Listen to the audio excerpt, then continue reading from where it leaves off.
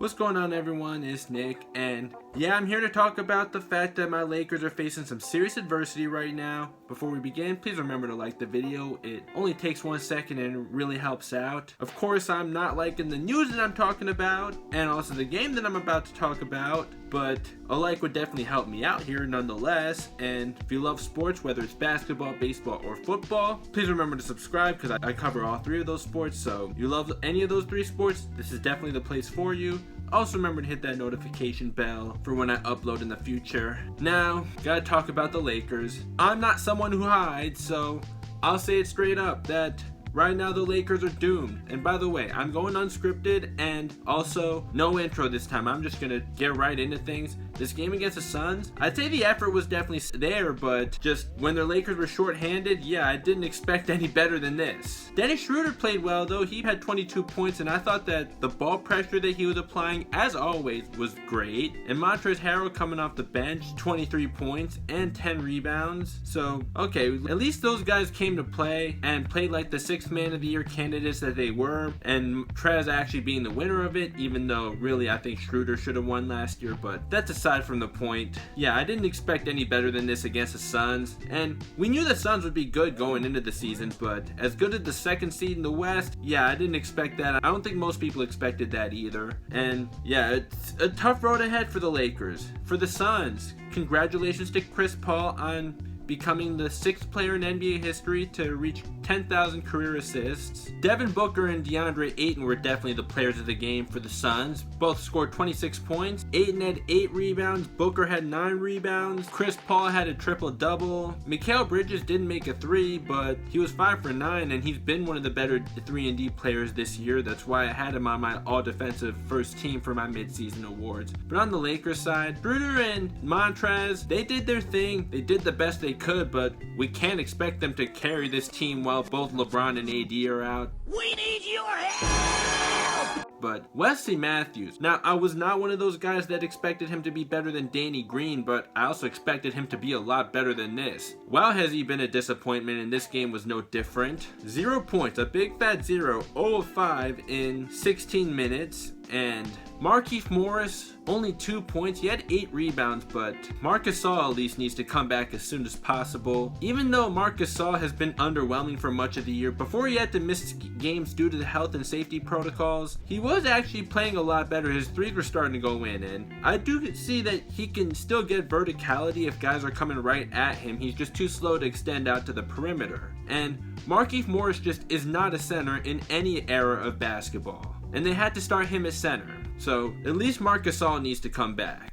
And also have to throw this in here, the fact that the Lakers got out-rebounded 51-41 in this game, so they definitely at least need Marc Gasol back to have that big body down low. And also KCP, where was he in this game? And I actually don't mind Trez still coming off the bench rather than being their starting center, because that's just what he's best as, is an energizer off the bench. And as much as I really like what I've seen from Kyle Kuzma, I still think he gets 2 3-point happy, and in this game he scored 13 points, but he was 2 of 8 from 3. That's definitely not good, and I would like to see Talen-Horton Tucker start over Wesley Matthews at this point. I understand the idea of having THT bring energy off the bench, but just Wesley Matthews, I mean, okay, I guess because the Lakers are that short-handed, maybe you might have to start Wesley Matthews while bringing THT off the bench, but I mean, I'm not Frank Vogel, I'm not an NBA coach, but just Wesley Matthews has been hard to watch. But it's also not like there's really much that Frank Vogel can do, and we knew that this game was not a very winnable game for the Lakers,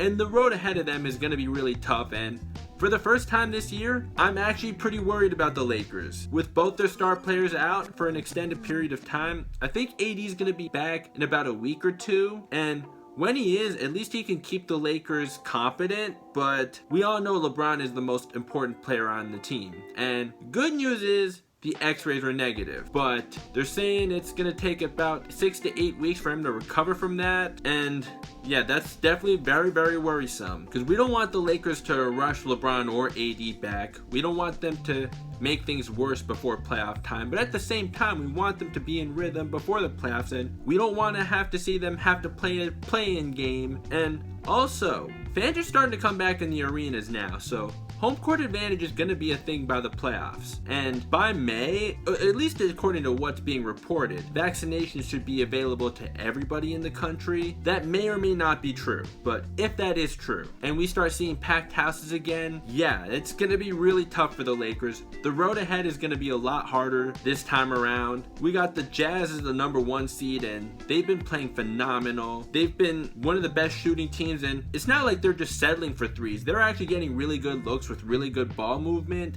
and they're playing elite defense. And then there's also the Suns, who I just talked about. And even though I made that video about the Clippers still being a second round exit, at least they're actually in a better position than the Lakers are right now, because at least their star players are healthy, even if they've been inconsistent and have struggled to close out games. So the Lakers' following schedule, they're playing in New Orleans next game, and that's definitely winnable. And then against the Sixers, even without Joel Embiid, that's still probably not very winnable without either of the Lakers' star players. Then there's the Cavaliers, definitely winnable. Magic, winnable. Bucks, not winnable. Kings, winnable. Even though the Kings have more talent, they're just really dysfunctional, so I can definitely see the Lakers beating the Kings, but I wouldn't guarantee it, that's for sure. The Clippers, yeah, even while they have their problems too, not like the Lakers do right now with their top players hurt, so yeah, definitely not winnable. I'm actually not sure if AD's going to be back by then, but I'm just going to assume he's not going to by then, so yeah, the Clippers are going to get a pretty easy win there. Then the Raptors, the Lakers have a 7-game road trip ahead of them. Oh boy,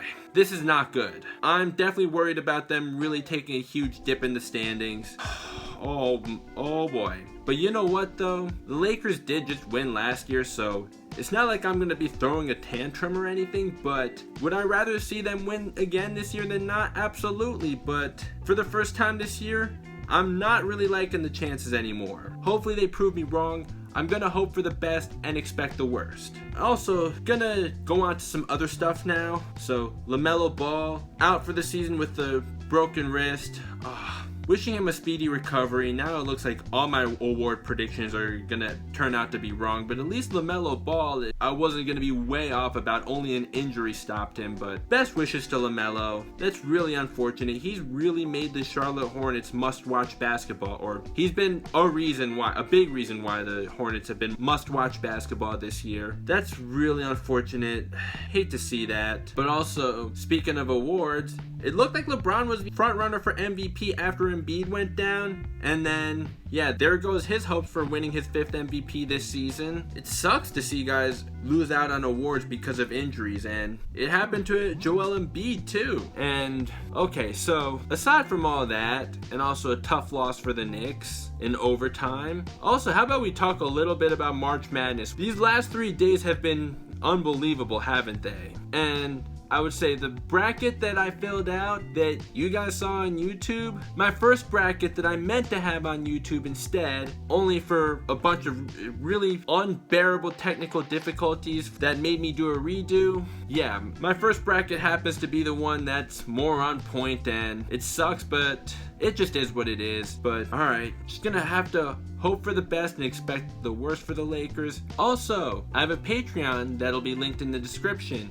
If you want to donate to that for some extra content that I'll be uploading on there before I upload it to YouTube, that would be much appreciated. That's where I'm going to wrap up here. Please remember to like the video if you're still here and you haven't liked the video yet. Only takes 1 second. And also, please remember to subscribe, because I don't know why you still be here if you haven't subscribed yet. I mean, you must enjoy listening to me, don't you? And also, please remember to hit that notification bell for when I upload in the future. Next, we're definitely gonna have to cover some March Madness now, because the madness has been real. A lot of upsets, a lot of busted brackets. We gotta talk about that on here, but just had to talk about the Lakers for now, because I don't want to be one of those guys that hides when the going gets tough. No, I'm gonna be right here, and I'm gonna say it straight up. So, alright, talk to you next time.